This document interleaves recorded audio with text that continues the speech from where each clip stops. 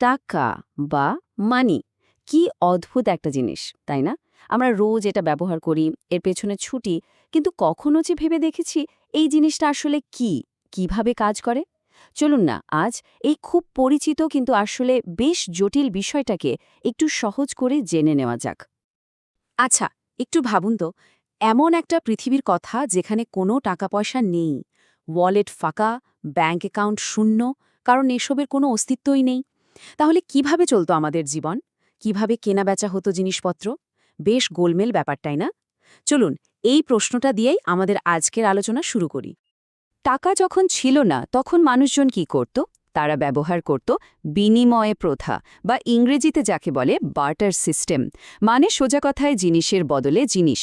আমার কাছে চাল আছে, আপনার কাছে মাছ আছে, চলন বদলে নিই। শুনতে বেশ সহজ লাগলেও এই সিস্টেমের মধ্যে কিন্তু একটা মস্ত বড় সমস্যা লুকিয়েছিল। আর এই সমস্যাটার একটা বেশ গালভরা নাম আছে, চাহিদার দ্বিবিধ সঙ্গতি। ব্যাপারটা কি? ধরুন আপনার কাছে এক বস্তা চাল আছে আর আপনার চাই একজোড়া জুতো। এখন আপনাকে এমন একজনকে খুঁজে বের করতে হবে যার কাছে জুতো আছে এবং ঠিক ওই মুহূর্তে তার এক বস্তা চালেরও দরকার। ভাবুন তো একবার, এমন মানুষ খুঁজে পাওয়াটা কতটা কঠিন। দুজনের চাওয়া পাওয়াটা একই সময়ে মিলে যাওয়াটা ছিল প্রায় লটারি জেতার মতো। আর এই কারণেই বিনিময় প্রথাটা আসলে খুব একটা কাজের ছিল না। তো বিনিময় প্রথার এই বিশাল মাথা ব্যথার সমাধান হিসেবেই আসরে নামল আমাদের হিরো, অর্থ বা মানি। অর্থ এমন একটা জিনিস যা বিনিময়ের মাধ্যম হিসেবে সবাই এক কথায় মেনে নেয়।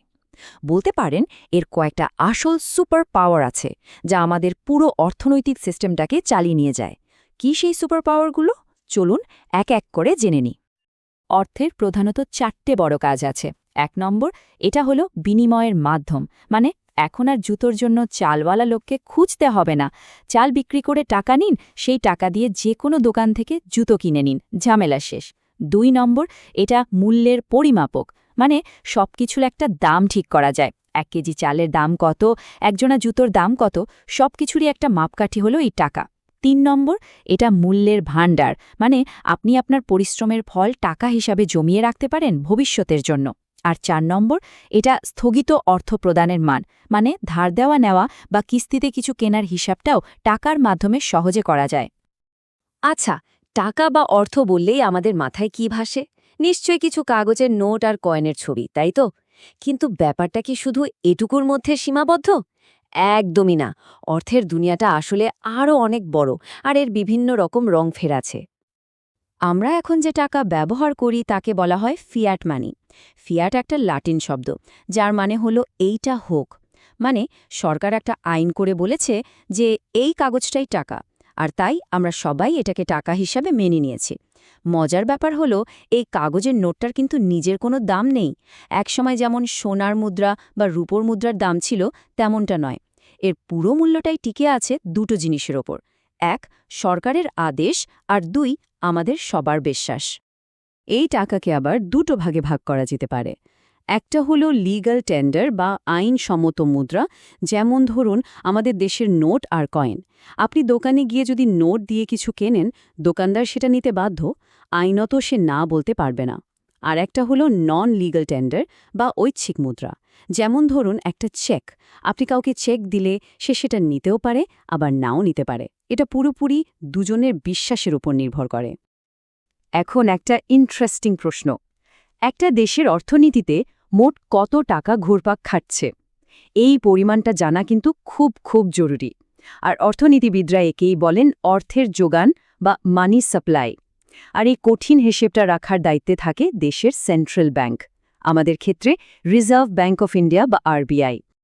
তো এই মানি সাপ্লাই মাপে কিভাবে? এর জন্য কয়েকটা ফর্মুলা আছে। তার মধ্যে একটা হলো M1, একে বলা হয় ন্যারো মানি। এর মধ্যে কি কি আছে? সোজা কথায় জনগণের পকেটে বা হাতে যে ক্যাশ টাকা আছে সেটা, আর ব্যাংকে সেভিংস বা কারেন্ট অ্যাকাউন্টে যে টাকা আছে, যা আমরা চাইলেই তুলে নিতে পারি সেটা। মানে যে টাকাটা সবচেয়ে সহজে খরচ করা যায়, সেটাই হলো M1। M1-এর পর আসে M3, যাকে বলা হয় ব্রড মানি। এটা আরও বড় একটা হিসেব। এর মধ্যে M1-এর সব কিছু তো আছেই, তার সাথে যোগ হয় ব্যাংকে রাখা ফিক্সড ডিপোজিট বা এফডির মতো জিনিসগুলো। এখন দেখুন, এফডি টাকা তো আর চাইলেই সাথে সাথে তুলে খরচ করা যায় না, একটা নির্দিষ্ট সময়ের জন্য আটকা থাকে।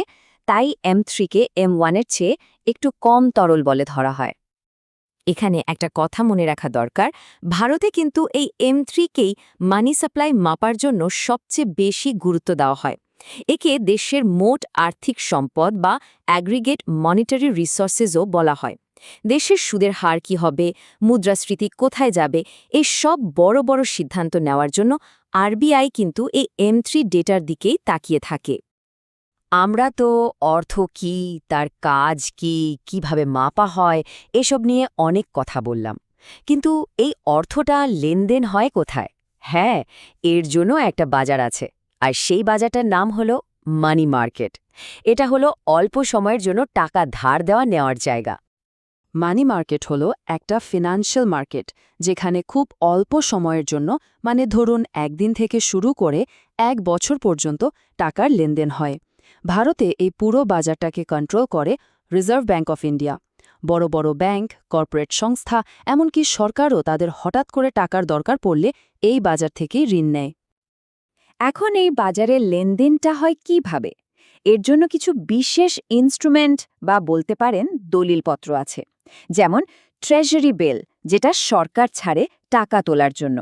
আছে কমার্শিয়াল পেপার, যা বড় বড় কোম্পানিগুলো ছাড়ে। আবার আছে কল মানি, যার মাধ্যমে একটা ব্যাংক আরেকটা ব্যাংক থেকে মাত্র 1 রাতের জন্য টাকা ধার নেয়। দারুণ সব ব্যবস্থা, তাই না? তো আমরা অর্থের অতীত দেখলাম, বিনিময় প্রথা থেকে শুরু করে আজকের ফিয়াট মানি পর্যন্ত। বর্তমানটাও বুঝলাম, কিন্তু ভবিষ্যৎটা কি? আমাদের পকেটে থাকা এই কাগজের নোট বা কয়েনগুলো কি একদিন হারিয়ে যাবে? এদের জায়গা কি নিয়ে নেবে ক্রিপ্টোকারেন্সি বা সরকারের আনা ডিজিটাল রুপির মতো ডিজিটাল মুদ্রা? অর্থের এই বিবর্তন কোথায় গিয়ে থামবে? এই প্রশ্নটা আপনাদের ভাবনার জন্য রেখে গেলাম।